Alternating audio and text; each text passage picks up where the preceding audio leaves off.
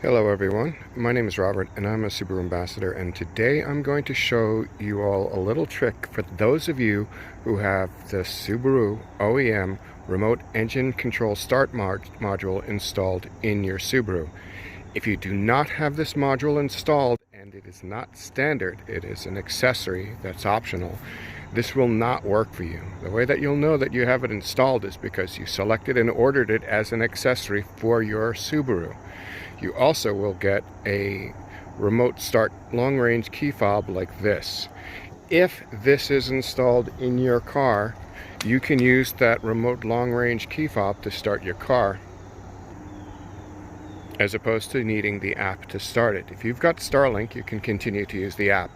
This has nothing to do with whether or not you have a Starlink subscription. This is a physical module installed in the car with a receiver and an antenna that's hooked up to your computer and synced to it for security reasons to allow you to start and stop your car with the remote engine control start key fob, which again looks like this. If you do not have one of these, if you did not order this accessory, this does not work. So as those of you were instructed, this will allow you to start and stop your car. But if you've got a keyless start Subaru and you've got this style key fob, you can also use this to start and stop your car.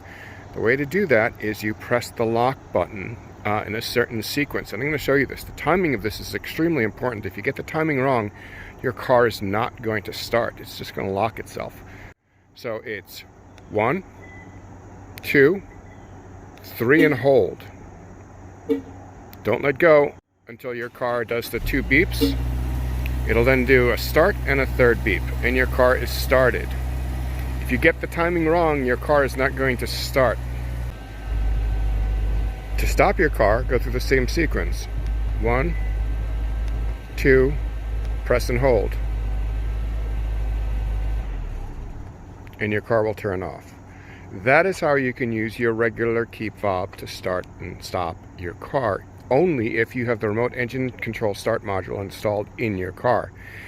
The regular key fob has an uninterrupted and unobstructed range of about 100 feet, maybe a little bit more on a good day. If you're in an area that is entirely empty, like you're out in a national park, you'll probably get 125, 150 feet because you don't have any other RF interference it's got to compete with. In a residential area like mine, you'll get about 100 feet unobstructed view.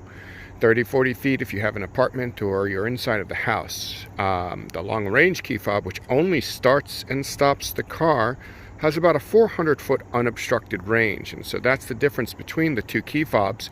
So only start and stop the car. If you start the car with this, you will not be able to open the door with it. The car does not recognize it as an unlock key fob. You will not be able to drive away. So if you do decide to use these, you still have to carry your regular key fob with you. But if you're in circumstances like me, where you're always close enough to your car, within 100 to 125 feet unobstructed view, that this will work, then you never have to carry your long-range key fob. I've only used my long-range key fobs for testing because I am close enough. Anyway, I hope that helps you all out. That shows you a neat little trick for those who do have that module installed. Again, for those of you who have Starlink, it does not enable the key fobs. There's a physical module in the car that's required. That is an accessory that does not come standard, that allows you to start and stop your car with the key fobs. If you didn't order it, you can't do this. You can have both Starlink and the remote engine control start module installed in the cars. That is an option. Some people are not aware of that, and they might tell you can only get one or the other. That is not true. I use both, depending on my mood and depending on what I'm trying to do. In the summer, I'll often just use the key fob because my AC is always set to on. In the winter, I may use one or the other depending on where I left the heat. I generally will heat up the car in the morning and then turn it off. So if I did a short run, I'll use the key fob. If I did a long run and I turn the heat off, then I'll use the app so I can reset the heat. They both do work together, as I said. So you can have both. In all cars that have a keyless start. If you have a keyed start vehicle, you can only get the remote engine control start module and use then the long-range fob to start your car. You cannot use Starlink on a keyed start Subaru. So, hope that helps you all out and shows you a few tips.